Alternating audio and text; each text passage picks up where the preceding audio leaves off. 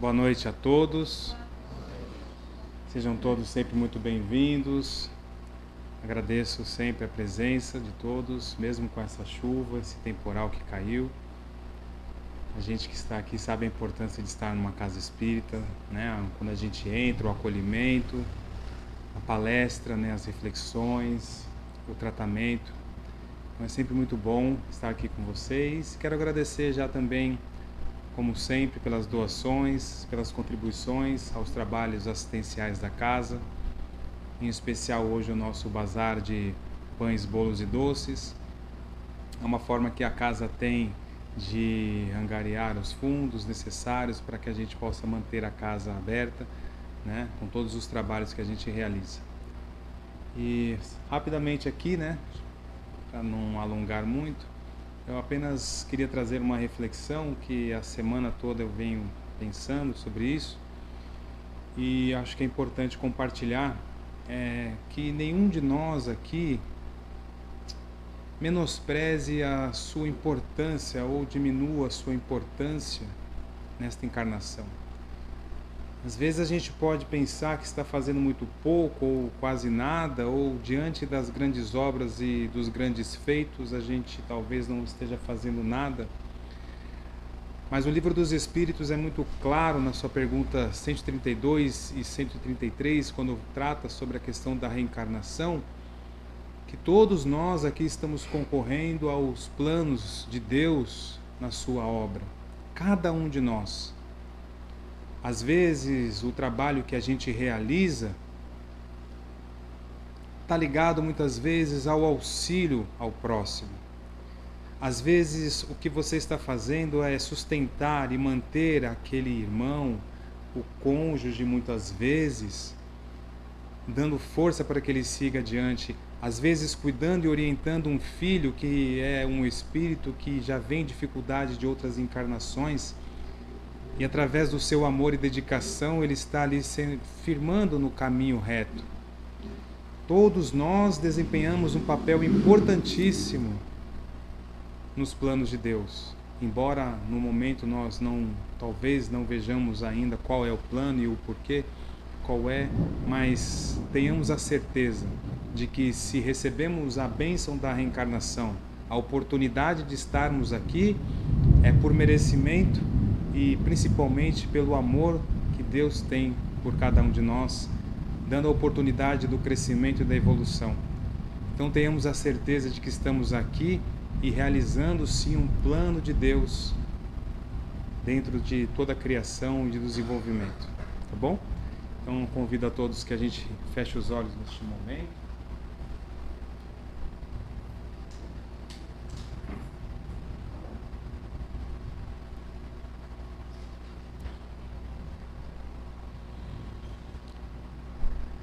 Vamos neste momento serenar o nosso coração, deixar as nossas preocupações do lado de fora e vamos concentrar agora, sentindo essas vibrações, esse acolhimento da espiritualidade nesta casa abençoada, sentindo as vibrações dos nossos irmãos de luz que estão aqui à nossa volta, os mentores da casa que cuidam desta casa, os trabalhadores desencarnados. E vamos elevando o pensamento ao nosso Mestre Jesus. Vamos agradecer a Deus, nosso Pai amado, a bênção desta encarnação, a oportunidade de estarmos aqui, aprendendo, auxiliando, colocando em prática os nossos ensinamentos, os ensinamentos recebidos por nós. Agradecer também aos mentores da casa, ao nosso Mestre Jesus, e que neste momento em que estamos aqui envolvidos com tanto amor e carinho pelos nossos irmãos, vamos ainda pedindo a espiritualidade amiga que envolva o palestrante desta noite, nosso irmão, para que ele consiga aqui passar tudo o que ele se preparou e que nós possamos receber de forma clara essas reflexões, aplicar na nossa jornada e que possamos sair muito melhores do que quando aqui chegamos. E vamos então iniciar esse momento de palestra, fazendo a prece que o nosso irmão, nosso mestre, modelo e guia, Jesus, nos ensinou. Pai nosso que estais nos céus, santificado seja o vosso nome. Venha a nós o vosso reino, seja feita a vossa vontade, assim na terra como nos céus. O pão nosso de cada dia nos dai hoje, perdoai as nossas dívidas, assim como nós perdoamos aos nossos devedores. E não nos deixeis cair em tentação, mas livrai-nos de todo mal. Que assim seja, graças a Deus, e uma boa palestra a todos nós.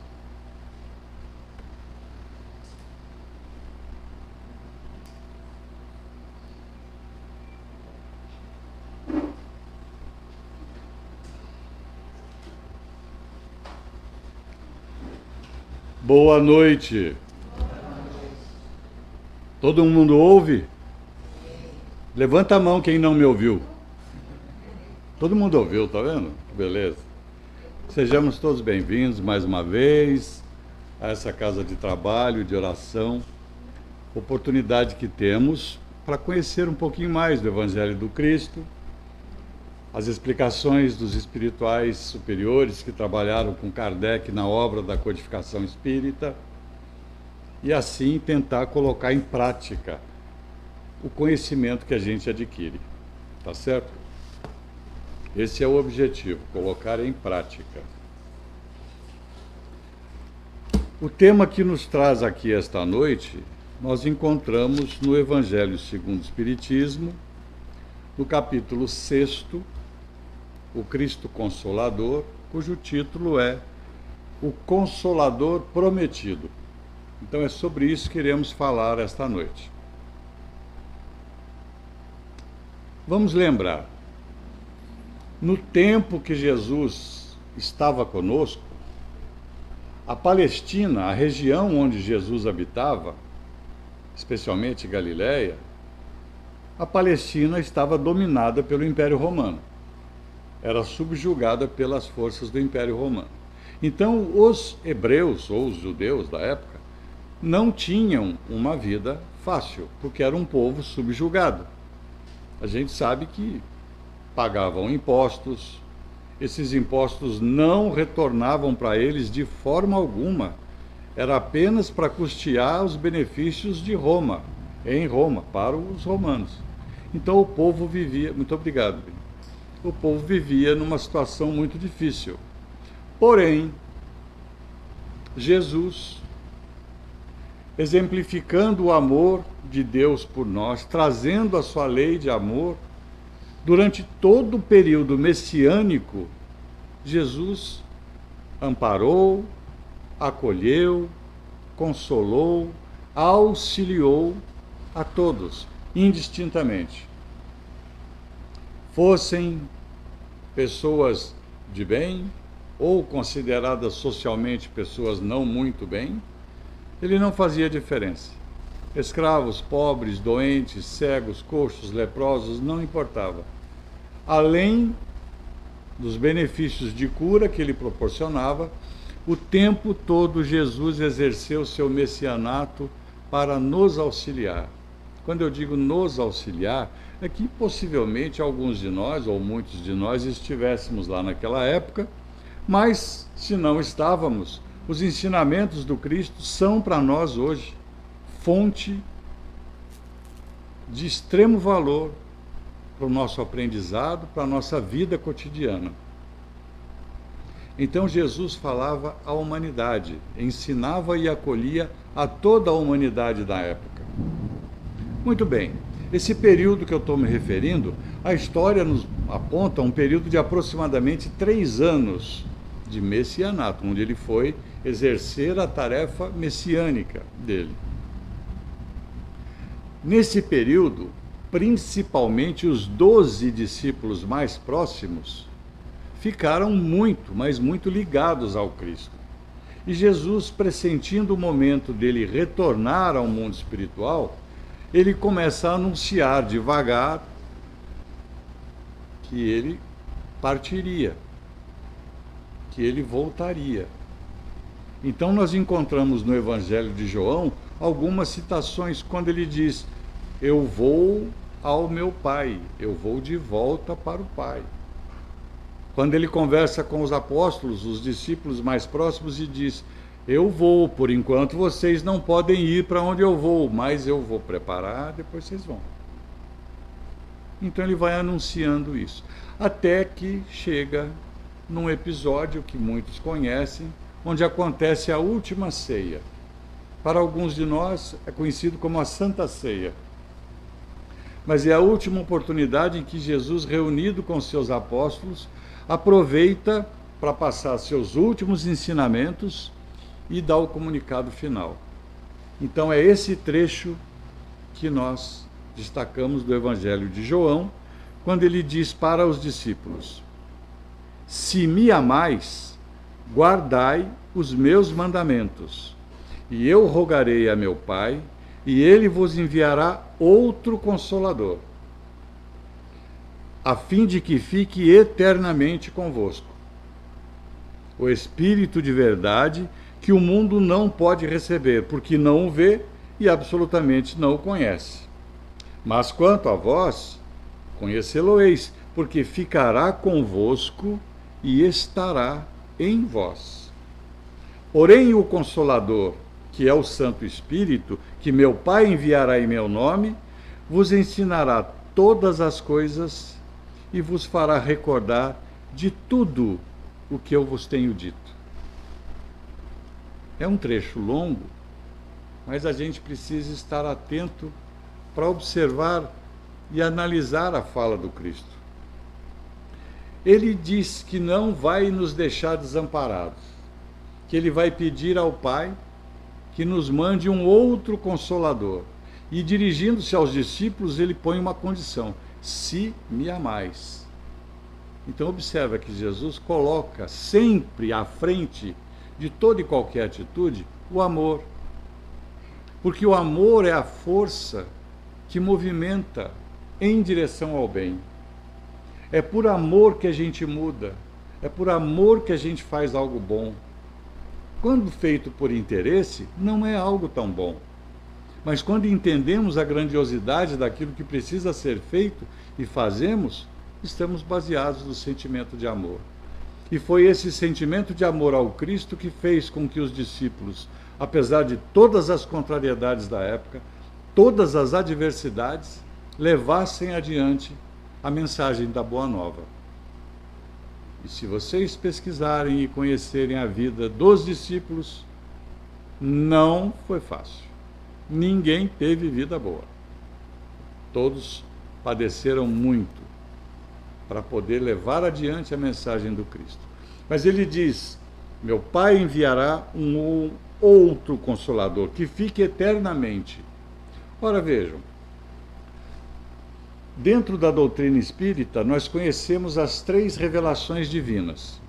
A primeira revelação trazida por Moisés, personificada na figura de Moisés, quando ele traz a figura do relacionamento entre Deus e o homem e Deus.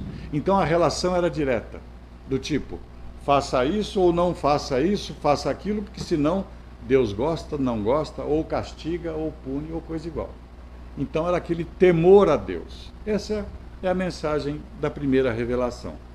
Vem Jesus e traz a lei do amor com a segunda revelação divina, mudando essa relação, dizendo que a relação é entre o homem, o próximo e Deus, colocando o próximo como a ponte que nos liga à divindade. Por quê? É impossível amar a Deus sem amar o próximo. Porque tudo que Deus espera de cada um de nós é que nos amemos, que sejamos gentis, fraternos uns com os outros, que nos auxiliemos, que nos preocupemos, nos importemos com a vida do outro no sentido de favorecê-lo. Então, como eu posso dizer que eu tenho amor por Deus, eu sou um amante da divindade se eu não tolero o próximo, se eu não suporto e não ajudo e faço tudo para prejudicar? Fica incoerente. Não é verdade? Então Jesus traz a relação do amor entre o homem, o próximo e Deus. Mas ele fala do outro Consolador, que é a terceira revelação. Não é personificada na figura de ninguém. Allan Kardec não é a figura que representa a terceira revelação. Allan Kardec trabalhou na codificação espírita, porque o Consolador prometido por Jesus, aquele que disse que virá e que o mundo não conhece, mas vai conhecê-lo, que vai ensinar todas as coisas e recordar tudo que foi dito, isso é trazido pelo Espírito de Verdade, que é o Espírito responsável pela coordenação dos trabalhos da codificação mediúnica, da codificação espírita. Então, o Espiritismo, para nós, representa o Consolador prometido. Jesus prometeu que enviaria, e surgiu o Espiritismo. Por que isso não aconteceu antes? Por uma questão de imaturidade da humanidade, imaturidade espiritual da humanidade da época. O mundo era muito hostil, a vida era muito física, muito material. As preocupações da humanidade naquela época era sobrevivência. Não havia nenhuma estrutura que suportasse as questões de medicina, de saúde, de higiene. Era muito difícil. Então as preocupações eram sobreviver. Se nascia pobre, era pobre a vida inteira. Se nascia escravo, era escravo a vida inteira. Então, naquela oportunidade, Jesus ensinou o que era possível ser ensinado. Vocês se lembram que Jesus ensinava sempre pelo método de parábolas? Contava histórias que representavam as figuras da época para que o povo entendesse a mensagem e não se perdesse com o tempo. Imagine se ele entrasse especificamente num assunto de forma técnica, explicando para aqueles judeus daquela época. Esses ensinamentos teriam sido perdidos. Por isso que no Evangelho de João nós encontramos esse texto: meu Pai enviará em meu nome o novo Consolador, que vos ensinará todas as coisas e vos fará recordar o que eu vos tenho dito. Ora, o Espiritismo veio para esclarecer e consolar. O Espiritismo consola esclarecendo, porque traz as informações, traz os esclarecimentos, as explicações para os fenômenos que antes não eram compreendidos e eram classificados como milagres, como as curas de Jesus. As situações que não tinham explicação eram taxadas de milagres. Mas no século XIX, que é considerado o século das luzes, porque a humanidade dá um grande avanço na parte intelectual, temos a Revolução Industrial, que foi um fator que modificou a nossa humanidade em matéria de avanço, de entendimento. Temos as artes, as músicas clássicas, grandes autores e compositores, pintores, escultores. É o século da luz. E nesse século XIX tem a explosão da mediunidade.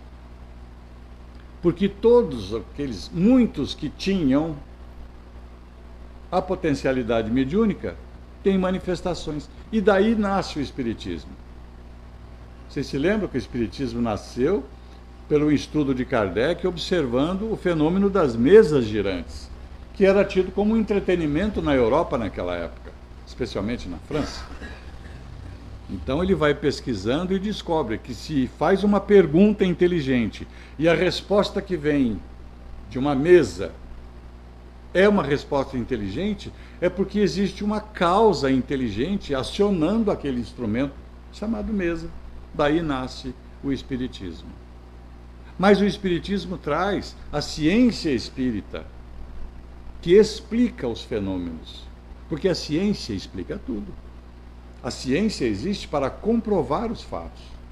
Então, as transformações, as modificações, as curas, tudo isso hoje é explicável pelo Espiritismo através da ciência espírita, com a manipulação dos fluidos, com o controle e o poder da vontade, claro, de um espírito elevado, espiritualmente falando, né? De uma moral elevada, de grande envergadura moral, como era o caso de Cristo.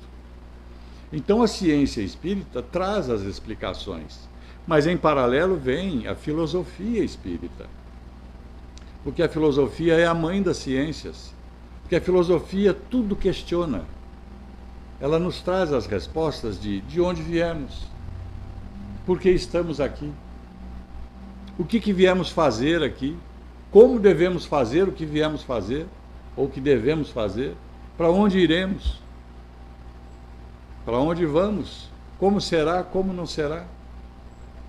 Esses questionamentos todos são estudados e explicados pela doutrina espírita, mas a gente não pode esquecer de juntar a essas duas potências a moral cristã. Porque conhecimento sem a moralidade, sem a prática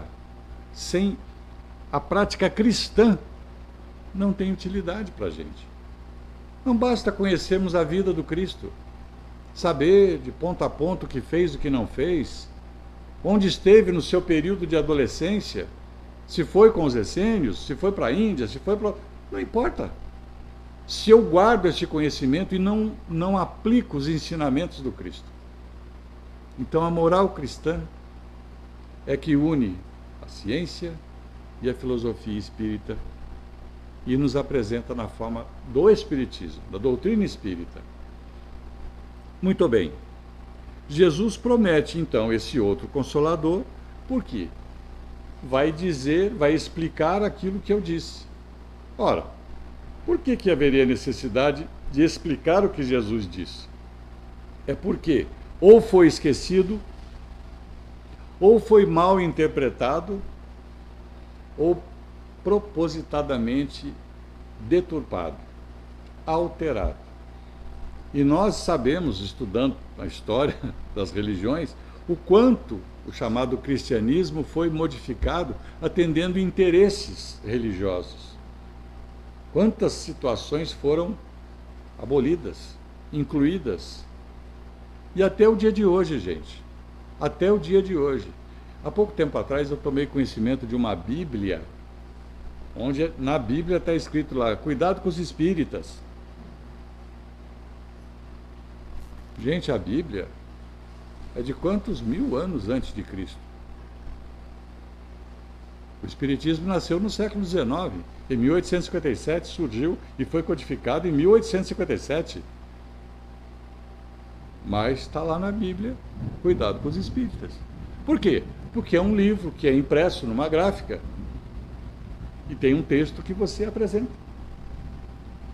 Enfim, só para que se tenha noção do quanto isso pode ter sido adulterado, e foi efetivamente. O Espiritismo vem cumprir a promessa do Cristo, na figura do Consolador prometido. O Espiritismo consola. Veja só, para que a gente possa entender bem essa situação, nós precisamos nos lembrar dos princípios fundamentais do Espiritismo.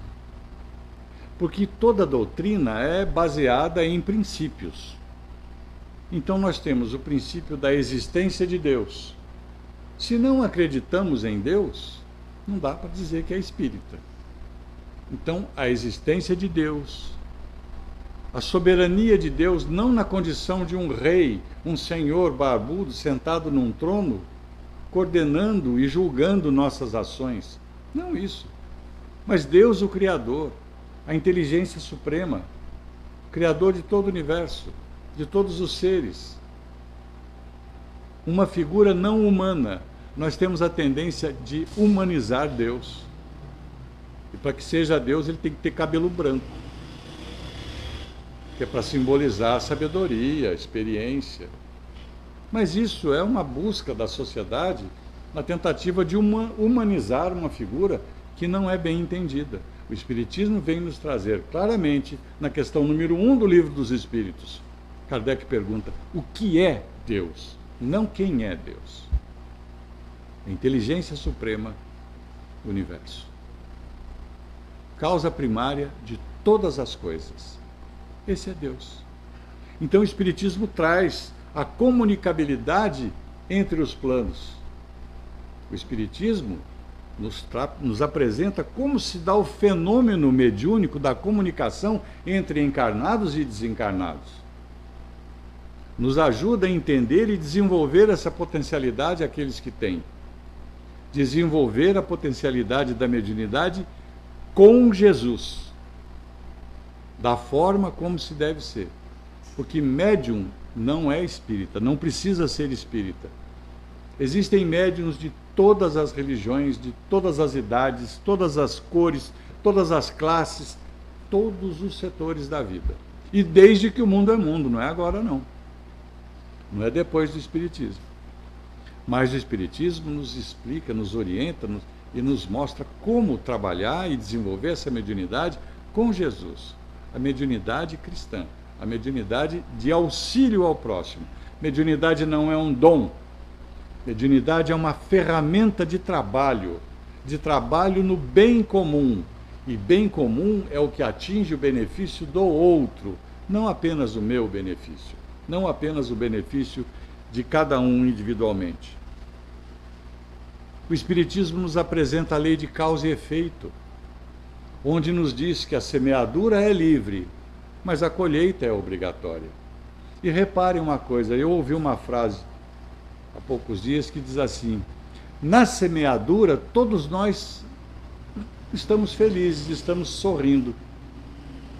A gente só chora na colheita. Mesmo que você esteja semeando algo ruim, mas você está rindo, está felizão. Porque você tem o livre-arbítrio, que é um outro princípio do Espiritismo. O livre-arbítrio é a capacidade de escolher. E a gente nem sempre escolhe bem. Se não escolhe bem, tem consequências. Se as consequências não são boas, entra em jogo a lei de causa e efeito. É uma lei física, não é um castigo divino. Muita gente acha que é karma. O karma não é uma vingança do universo, é só uma resposta das suas atitudes do passado, ou às vezes de um passado ontem. Que às vezes diz que a vingança vem a cavalo, né? Às vezes não dá tempo nem de botar a sela no cavalo. Chega tão rápido que não deu tempo nem de selar o cavalo. Então é isso, o Espiritismo vem nos trazer uma série de informações e esclarecimentos para nos consolar, para sublimar as nossas vidas, que nos permitam sublimar as nossas vidas. É nesse sentido que o Espiritismo vê e apresenta-se como o Consolador prometido por Jesus. Saúde, Eduardo. Obrigado. Isso. O Espiritismo nos fala sobre a reencarnação, nos fala sobre a imortalidade da alma, a continuidade da vida. Isso é esperança. Quem de nós não se sente mais acolhido, mais feliz ao saber notícias de um parente, de um ente querido desencarnado há algum tempo?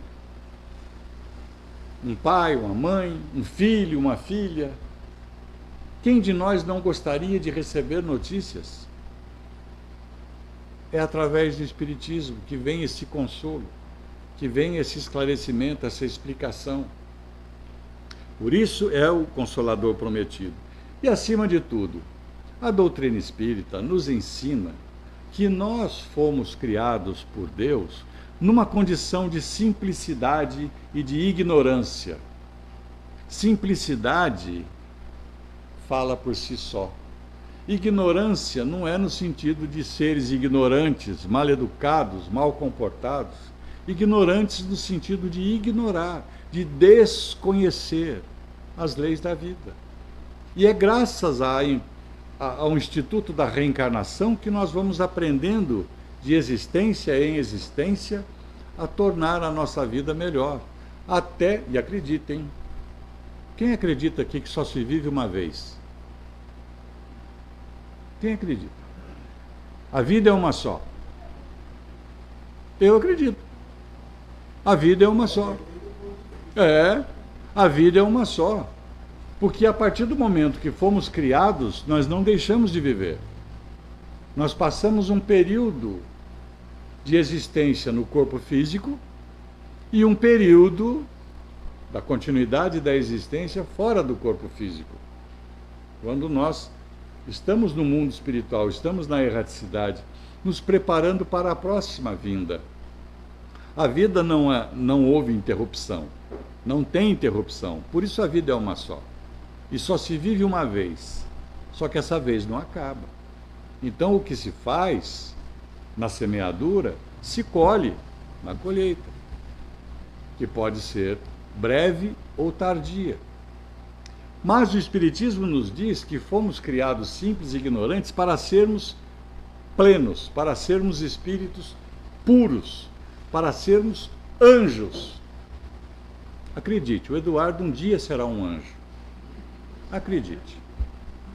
Acredite. Eu acredito. Todos nós seremos, porque esse é o destino, estamos fadados à perfeição. Agora, o tempo que isso vai levar para cada um de nós depende de cada um de nós. Porque nós temos o livre-arbítrio, que é uma condição soberana. Ninguém interfere na nossa vida. Nós tomamos a decisão. Eu fiz aquilo porque eu fui forçado. Foi não. Eu não tive escolha diante daquela situação. Teve sim, teve escolha sim. Na pior das hipóteses, poderia ter escolhido não fazer o que fez. Então a escolha é nossa. E como eu disse, muitas vezes a gente escolhe mal. Escolhe mal. Mas chegaremos lá. Então essa esperança da felicidade, aquilo que a gente tanto busca, a felicidade plena, não a felicidade material, composta por itens que a gente conhece, como casa, carro, dinheiro, status, sociedade, beleza, barriga de tanquinho, essas coisas. Para nós já não tem mais isso não, né, compadre? Enfim, nada disso, porque isso tudo é passageiro, isso tudo fica aqui, isso é matéria. A felicidade é em outro nível, é a felicidade de não necessitar de passar por situações provacionais, não necessitar de passar por situações expiatórias, de resgate, de conserto daquilo que fizemos de errado. Mas essa felicidade só é possível ser alcançada pelo progresso moral de cada um de nós. Progresso moral, não é pelo rótulo, sou cristão, então estou de boa, sou espírita, significa que eu já melhorei bastante? Não, você está começando a entender a necessidade de melhorar. Porque a melhora se reflete em atitudes, em comportamentos, em atos. E lembre-se, lembrei de Aristóteles. Olha só, vou dar uma de cultura. Filósofo Aristóteles, ele disse que a virtude é um hábito. É um hábito, porque a virtude é conquistada com o tempo, a gente conquista, a gente constrói a virtude com o tempo na prática de bons atos. A prática de atos bons leva a pessoa a inclinar-se para o bem. Por isso que a virtude é um hábito. Se a gente não pratica, a gente não será virtuoso. Eu gosto muito de ajudar as pessoas, mas não ajudo. Não, eu só gosto. Mas não ajudo. Você não pratica? Né? Não, eu respeito muito o que você fala. Você, para mim, tem muita importância. Eu respeito. Sai dali e faz totalmente diferente. Isso aí acontece muito em casa. Né? Quando você pega aquele ser que Deus colocou na nossa vida como filho, filha, aí você fala, olha, não faça. Não, tranquilo, o miserável vai lá e faz. Não dá ouvidos. Conquista-se o progresso moral, ou melhor, a felicidade plena, pelo progresso moral de cada um de nós, não pelo rótulo. Cristão, espírita, católico, evangélico, ninguém está garantido de nada. A garantia é através do esforço pessoal, através da modificação de pensamentos, de sentimentos acima de tudo, porque o sentimento é mais importante. Tem uma fala do Cristo que diz: vosso tesouro está onde o coração está. Ou seja, o coração representando o sentimento e o tesouro, aquilo que é importante para nós. Então, o nosso sentimento é que é o principal. Vocês querem ver uma coisa? Você não gosta de alguém, você não sente boa coisa com alguém, mas esse alguém chega no ambiente que você está acompanhado de uma pessoa que você gosta. E você não quer ser indelicado com aquele que você gosta. Então vem, conversa, e você conversa. Ô fulano, tudo bem? Faz tempo que eu não te vejo. Verdade. Você anda sumido? E por dentro, como é que está o sentimento? Aí o cidadão, coitado, diz assim: rapaz, eu não passei bem. Aí você está pensando: bem feito. Justiça de Deus. Demora, mas não tarda. Cuidado. Os nossos sentimentos são os diretores de nossas vidas, tanto presentes quanto futuras. Trabalhar os sentimentos, procurar sentir menos, procurar controlar. Tem gente que fala: não, eu tenho sangue italiano, não me provoca que... Tá bom, se sentir provocado, segura, não exploda. É isso que vai nos levar a uma felicidade futura. E essa felicidade se conquista através do progresso moral. E como que a gente consegue progresso moral? Aí nós recorremos ao Livro dos Espíritos, na pergunta 799, quando Kardec pergunta: de que maneira o Espiritismo pode contribuir para o progresso? E a resposta dos Espíritos é: destruindo o materialismo, que é uma das chagas da sociedade. Quando a vida futura não estiver mais encoberta pela dúvida, ou seja, quando todos entenderem de onde viemos, para que viemos, para onde vamos, o que será de nós futuramente, quando isso estiver claro para todo mundo, o homem compreenderá melhor que pode garantir o seu futuro por meio do presente. A gente só consegue investir no nosso futuro, na nossa vida futura, se nós vivermos bem a vida presente. E viver bem a vida presente não é desfrutar de tudo, não é aproveitar de tudo, não é enfiar o pé na jaca. Aproveitar a vida presente é realizar aquilo que foi planejado para cada um de nós, cumprir as nossas obrigações. Se hoje algum de nós tem um companheiro difícil, tem uma companheira difícil, tem um filho ou uma filha difícil, tem um vizinho difícil, é porque esse é o planejado. Se desempenharmos bem o nosso papel de suportar, elevar e auxiliar, seja através de orientações ou através do exercício da paciência, nós estaremos cumprindo o que foi planejado, estaremos vivendo bem a nossa vida presente. É dessa forma que a gente investe no futuro. Não é com ladainhas, não é com rituais, não é com oferendas. Investir na vida futura é viver bem a vida presente, viver da maneira cristã. Cristo diz: se me amais, guardai meus mandamentos. Guardar não é guardar numa gaveta. Guardar é cuidar. Guardar é proteger. E a gente protege os mandamentos do Cristo exercitando os seus ensinamentos. É por esse motivo que o Evangelho de Jesus é o roteiro de nossas vidas. Mas o Espiritismo é a luz que ilumina os nossos passos para que a gente possa seguir esse roteiro com segurança, com efetividade, com sucesso. Tá bom? Boa noite a todos, eu agradeço a atenção, que a gente possa contar sempre com a ajuda de Jesus, né? Que nunca nos desampara, nunca, nunca. Está sempre ao nosso lado, sempre enviando seus mensageiros seus trabalhadores do espaço, sempre nos acolhendo, sempre nos envolvendo, mas que a gente possa fazer mais por merecer. Colocar mais em prática seus ensinamentos, sermos melhores, sermos pessoas melhores.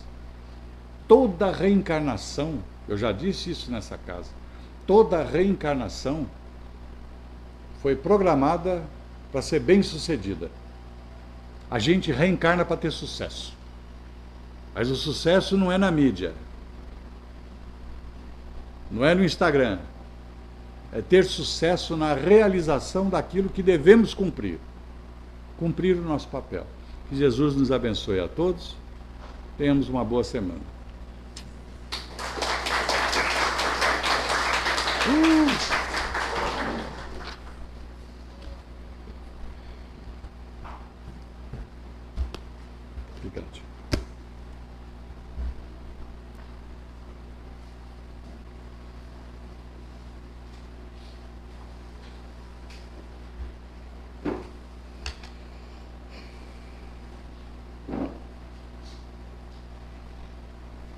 Vamos então, agradecendo ao nosso Mestre Jesus, aos nossos benfeitores queridos, esses amigos que estão sempre do nosso lado, a essas palavras, a essas reflexões trazidas pelo nosso amigo, que elas possam fortalecer a nossa fé, iluminar o nosso caminho, enchendo nossos corações de esperança, para que possamos ter sempre em mente que o nosso Mestre Jesus está sempre conosco e que estamos aqui pela misericórdia divina, com o nosso plano reencarnatório, mais uma vez, para, como disse o nosso amigo, para que ele seja bem sucedido, para que fiquemos em paz, em equilíbrio e com serenidade. Agradecemos todo o amparo que recebemos, desde o momento que nós entramos aqui na casa.